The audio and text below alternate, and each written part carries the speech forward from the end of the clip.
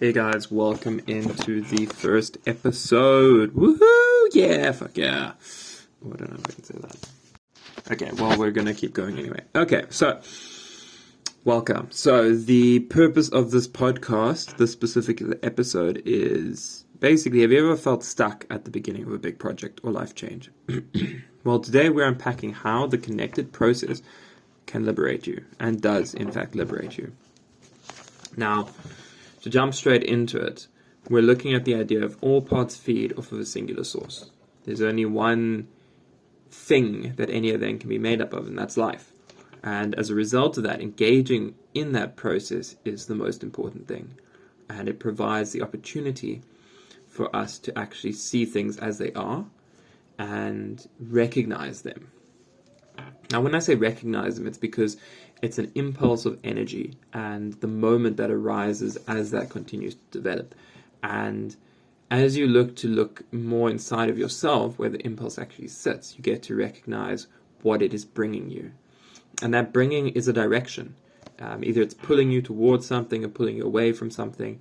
And it's a really interesting part of that I've noticed in engaging with the process is the process clarifies itself. And I use the word clarify because it's a certain level of everything is always in motion and occurring, however it is that we want to see it or not see it.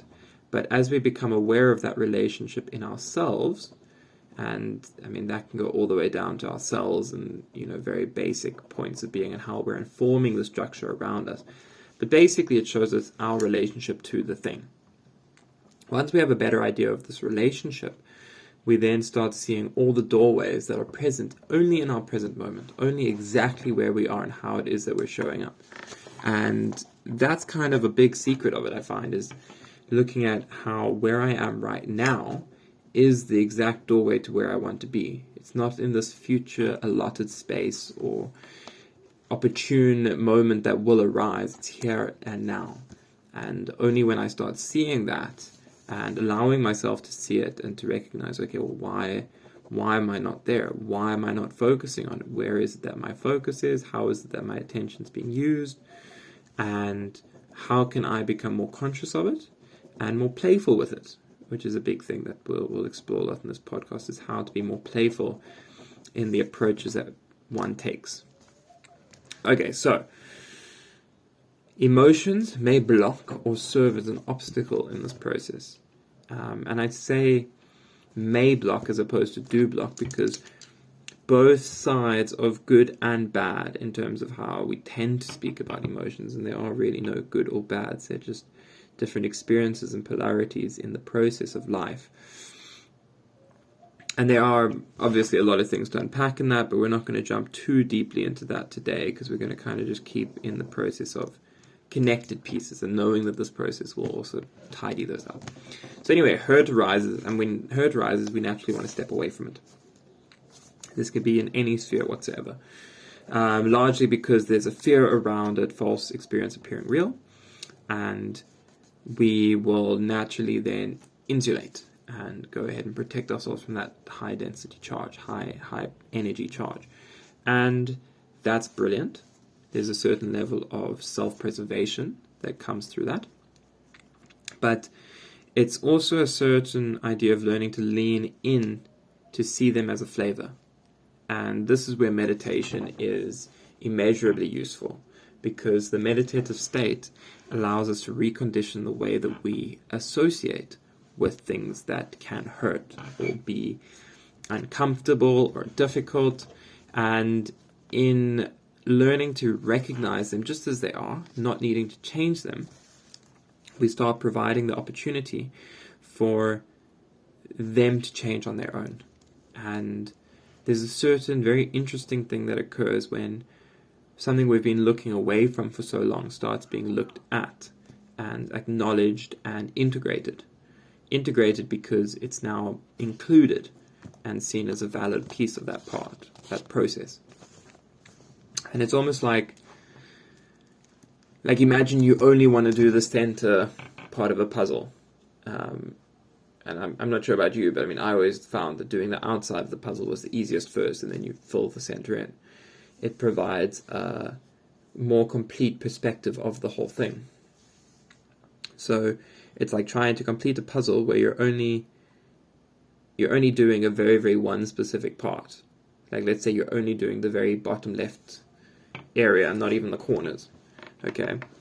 But now you've got all of these pieces that don't have anywhere to go. And you're having to sift through so many more pieces just to find the very small, limited areas of others. And it might be better to just work in that piece, but if you're not acknowledging how the other pieces fit together and maybe starting to build them, you're making the whole time that it can take to do that whole puzzle a lot longer.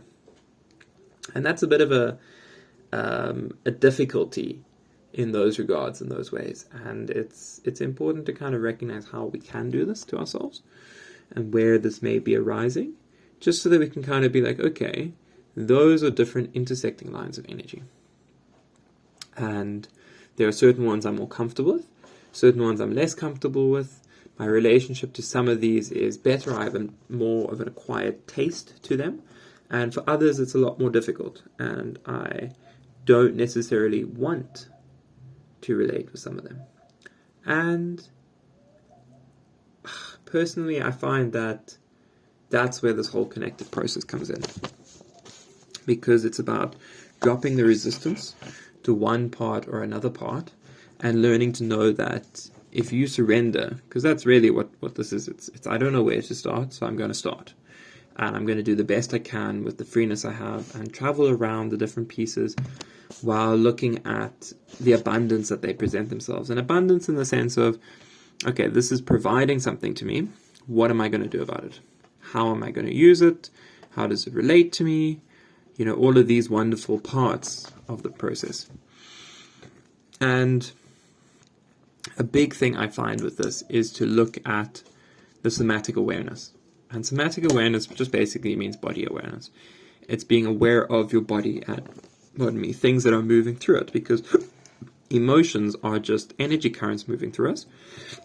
They have a tendency to sit in different places in our body. You can look it up. It's a wonderful graph. It's, wonderful things to be aware of. But I personally find that the most important thing is actually just to be aware of them, especially in looking at how they arise, where they arise, like what their tendency to root and nestle and find other partners is, as well as in looking at how to let them go. And this is when we have somatic shifts and somatic changes and somatic exercises and techniques and somatic release. Like shaking is a really, really great one. I mean, I don't know when the last time you guys shook. But TRE is a really, really great technique built upon this, and we'll speak more on this in the following episode. But for now, we're focusing on these intersecting lines of energy.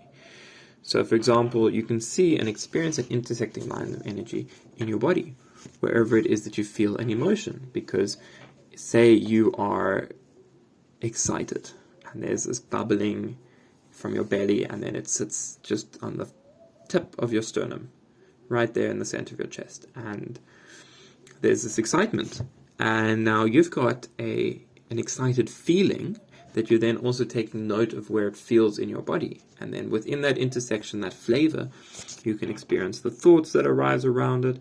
Maybe there's even nervousness if it's a certain level of something new that you're not so used to, like recording your first podcast or whatever it is. But experiencing that intersecting line of energy gives you a viewpoint, and